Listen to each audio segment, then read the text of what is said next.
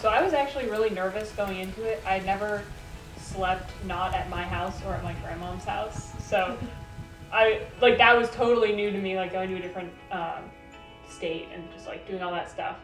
And then I was super excited though also. It was totally new, which is definitely out of my comfort zone.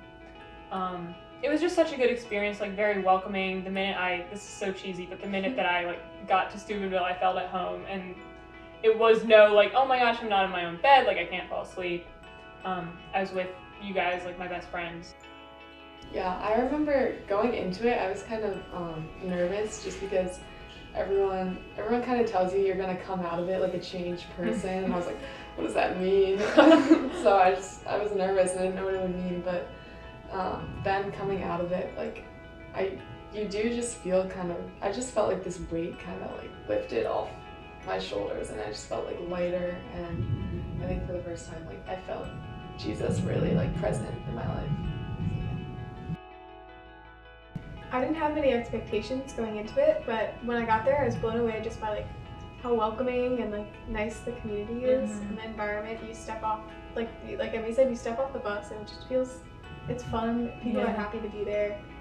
So they explained Mass to you, and I don't know if you remember, but it was like different than I'd ever heard it explained before, and it was more personal, I guess. And then they go through Mass, and especially just like the noise, like all the singing and everyone saying the prayers. And it's like literally what heaven is going to sound like when people are like just singing at the feet of God all day.